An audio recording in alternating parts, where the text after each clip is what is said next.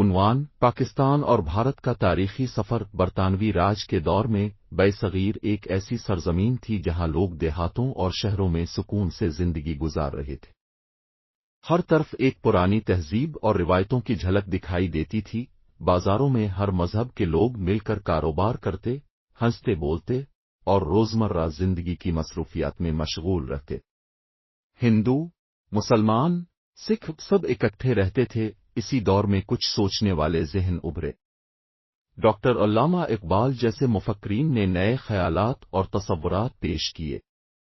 انہوں نے ایک الگ پہچان کا خواب پیش کیا۔ دوسری طرف کانگریس کی میٹنگز میں گاندھی، نہرو اور دیگر لیڈرز اکٹھے ہو کر اصلاحات پر بات کرتے، مگر ہر ایک کی سوچ ایک جیسی نہ تھی۔ محمد علی جناح نے مسلم لیگ کے پلیٹ فارم سے مسلمانوں کے حقوق کی آواز بلند کی۔ انہوں نے کہا کہ مسلمان ایک الگ قوم ہے جن کا طرز زندگی، ثقافت اور دینی تشخص جدا ہے۔ برٹش انڈیا کا نقشہ بہت وسیع تھا، لیکن اندرونی طور پر تبدیلی کی ہوائیں چلنے لگیں۔ لوگوں نے امن و سکون کے ساتھ آزادی کا مطالبہ شروع کیا۔ بینرز اٹھائے گئے، نعرے لگے، مگر ہر چہرہ امید سے روشن تھا۔ مسلم لیگ اور کانگریس کے درمیان فاصلے بڑھنے لگے۔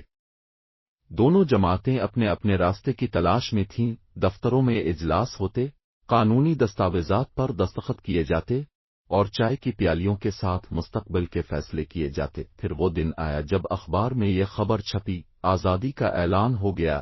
ہر آنکھ روشن، ہر دل پرجوش اور ہر زبان پر شکر کا کلمہ تھا۔ ریل کے اسٹیشنوں پر لوگ خاموشی سے اپنے نئے سفر کے لیے روانہ ہونے لگے۔ نیا ملک، نئے لوگ، نئی شناخت۔ بہت سے لوگوں نے اپنے پرانے پڑوسیوں سے گلے مل کر الوداع کہا۔ ہر ملاقات جذبات، آنسو اور دعاؤں سے لبریز تھی۔ پاکستان کا نقشہ ہاتھوں میں تھا، ایک نئی مملکت کی پہلی جھلک۔ ایک چھوٹا بچہ سفید کارتا پہنے، ہاتھ میں سبز ہلالی پرچم تھامے خوشی سے جھوم رہا تھا۔ عوام نے بھارت اور پاکستان کے مختلف علاقوں میں اپنے اپنے جھنڈے فخر کے ساتھ لہرائے۔ ایک نئی پہچان کے ساتھ پاکستان کے اسکولوں میں نئے نصاب شروع ہوئے۔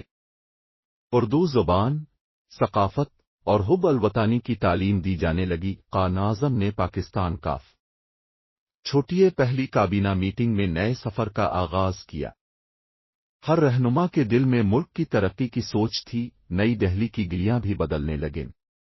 لوگ نئے قوانین اور نظام کو سمجھنے کی کوشش کر رہے تھے۔ ایک پاکستانی اور ایک بھارتی شہری نے ایک دوسرے سے مسکرا کر ہاتھ ملایا۔ ایک خاموش امن کا پیغام۔ واہگہ بارڈر پر دونوں ممالک کے جھنڈے سورج کی روشنی میں لہرا رہے تھے، ایک ساتھ مگر جدا۔ فاطمہ جناح ریڈیو کے پاس کھڑی نئے فیصلے سن رہی تھیں، ایک وقار اور احساس کے ساتھ۔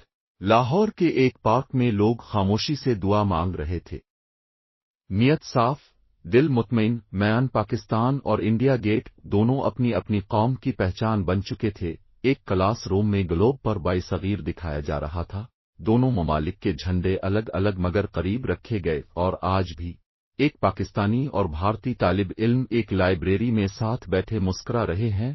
تاریخ کا سبق اور مستقبل کی امید۔ اختتامی پیغام: یہ کہانی صرف تقسیم کی نہیں، یہ شناخت کی ہے۔ جہاں تاریخ نے دو ملک بنائے، وہیں انسانیت نے ان کا رشتہ جوڑ دیا۔